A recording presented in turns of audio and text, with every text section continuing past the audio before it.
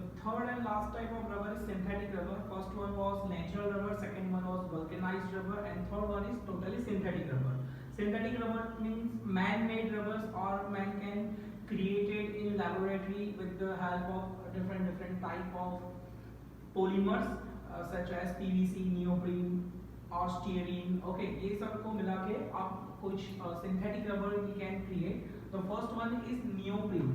Neoprene is a type of rubber where chloropene is oxidized in the presence of air and polymerized into a neoprene. तो chloroprene का equation देखोगे तो chloroprene is CH, एक carbon double bond है CH2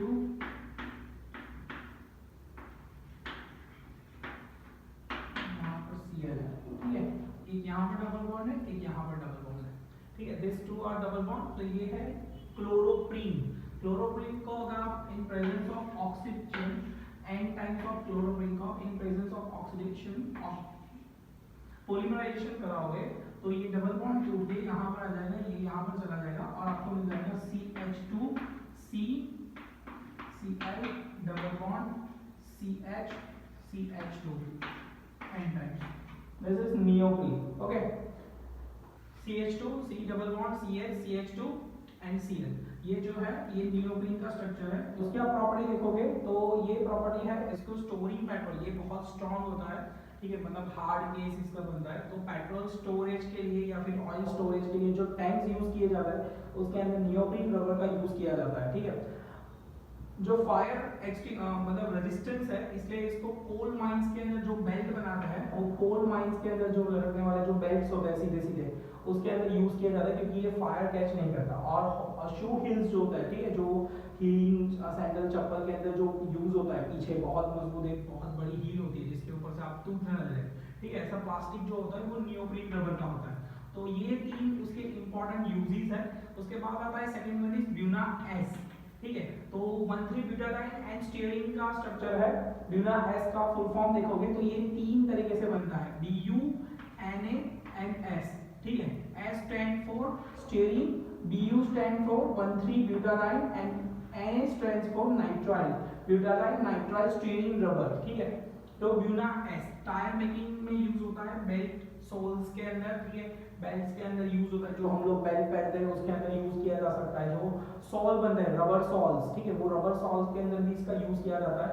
floor tiles के अंदर use किया जा सकता है. आप लोग कारपेट देखते होंगे, रबर का जो कारपेट है उसके अंदर भी इसका यूज किया जा सकता है. ठीक है, तो 1,3-ब्यूटाडाइन एंड स्टीयरिन का स्ट्रक्चर है. तो 1,3-ब्यूटाडाइन अगर आप देखोगे तो 1,3-ब्यूटाडाइन है CH2 डबल बॉन्ड CH2. ठीक है, ये दो बार ये लिंक है, यहाँ पर आपको दो बार देखने को मिलेगा CH डबल बॉन्ड CH2. तो ये है 1,3-ब्यूटाडाइन, चार है ब्यूटेन 1,3-डाइन. ओके, ब्यूटेन 1,3-डाइन, ये ब्यूटा 1,3-डाइन है. इसके अंदर स्टीयरिन ऐड करोगे तो स्टीयरिन का स्ट्रक्चर आप देखोगे कुछ ऐसा देखने को मिलेगा. बेंजीन के ऊपर CH डबल बॉन्ड CH. ठीक है, ये है स्टीयरिन. ये दोनों का पॉलीमराइजेशन कराओगे तो एक साइड का डबल बॉन्ड ब्रेक हो जाएगा और पूरा ही जॉइंट हो जाएगा. ठीक है, आपको मैं प्रिपेयर करके दिखाता हूँ. ये दोनों को ऐड करोगे तो आपको मैं यहाँ पर आपको दिख रहा होगा, उसको देख रहा हूँ मैं. CH2 डबल बॉन्ड CH यहाँ पर सिंगल बॉन्ड CH2 फिर CH डबल बॉन्ड CH और यहाँ पर हो जाएगा बेंजीन. ठीक है, ये जो स्ट्रक्चर है ये है Buena S structure. Buena S का प्रॉपर्टी मैं पहले ही बता चुका हूँ. टायर के अंदर यूज किया जा सकता है, बेल्ट सॉल्स, ठीक है, फ्लोर टाइल्स के अंदर यूज किया जाता है. प्रिपरेशन देखोगे तो ये है ब्यूटेन 1,3-डाइन. ठीक है, ये है ब्यूटेन 1,3-डाइन. Second one is styrene. Styrene दोनों के बाद पॉलीमराइजेशन प्रोसेस कराओगे तो ये एज इट इज रहेगा. यहाँ से एक ब्रेक हो जाएगा और उसके साथ ये जॉइन हो जाएगा स्टीयरिन. ठीक है, तो बॉन्ड ब्रेकिंग के बाद आपको कुछ इस तरीके का स्ट्रक्चर देखने को मिलेगा. पॉज करके लिख लेना प्रिपरेशन. थर्ड वन, जो थर्ड वन है वो है ब्यूना N.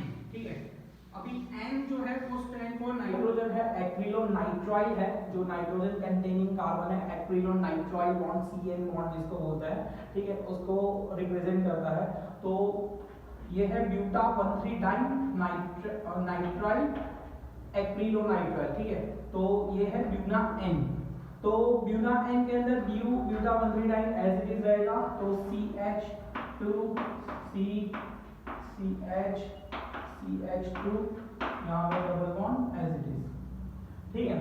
ये एज इट इज रहेगा यहाँ पर, और एक यहाँ पर ज्वाइंट हो सकता है, ठीक है। यहाँ पर दो CH एक H यहाँ पर लग सकता है। ये है ब्यूटावनथ्रीडाइन।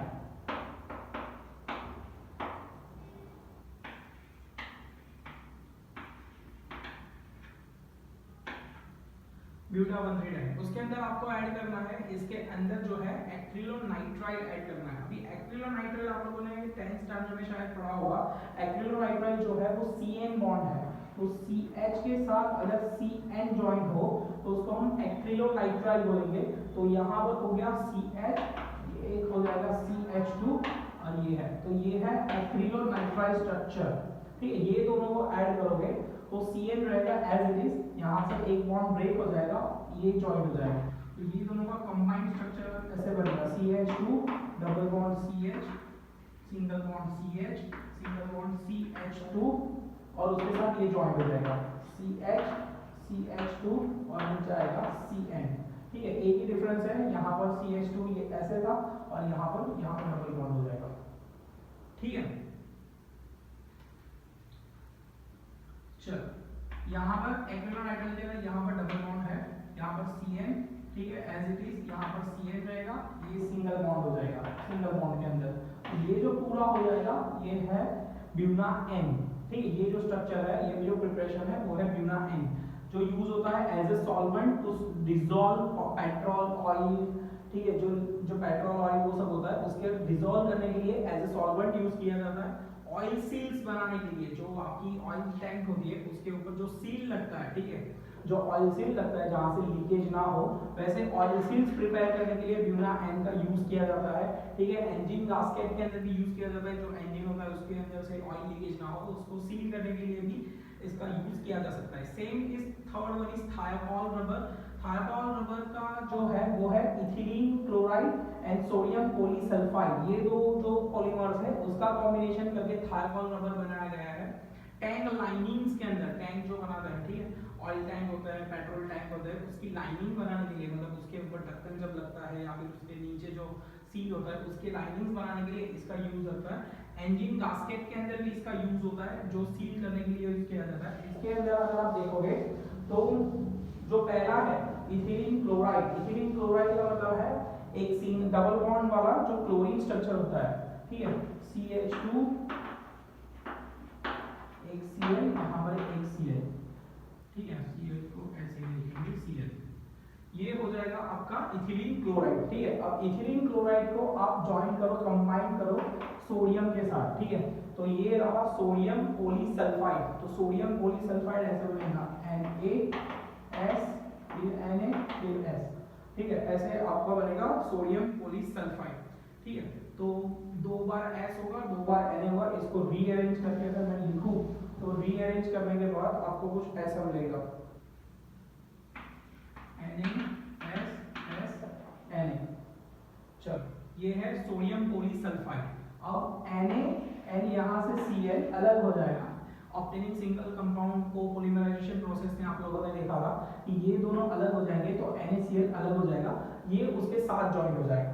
तो फाइनली आपको क्या मिलेगा, CH2, यहाँ से भी Na और Cl निकल जाएगा, CH2SSCH2, ये है आपका थायोकॉल रबर, CH2SSCH2।